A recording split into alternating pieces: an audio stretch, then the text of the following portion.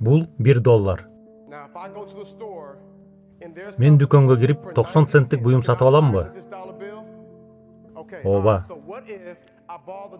Эгер мен бул долларды бырыштырып салсамчы? Мына, аны бырыштырып салдым. Эми бул $1 турбайт да, Балким 95 цент турар. Сенин оюңча канча турат? $1 Мен муну бырыштырып салдым. Бул эми $1 турбайт. Эми мен муну тепселесемчи? Эми канча турат? Балким 65, балким 68 цент. Дагы деле $1. Эгер муну бырыштырып, тебелеп, таштандыга салып салсамчы? Анан бирөө таап алат дагы түзөп тазалап коет. Эми канча турат? Балким 82 центпи? Же жок дегенде 92 центпи? Мен муну кайра бырыштырып, тебелеп тепсеп жыртып анан таштандыга салып салсамчы?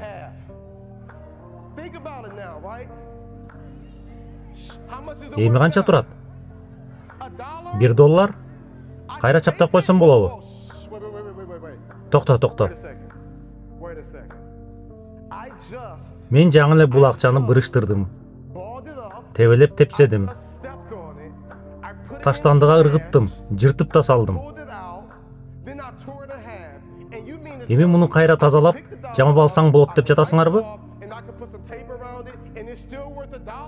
Эми мага айткылачы.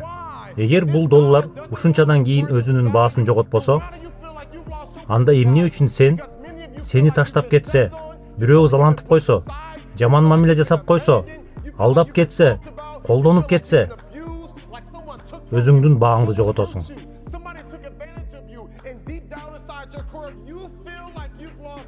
Менин айтайын дегеним, бул доллар өзүнүн баасын жоготкон жок.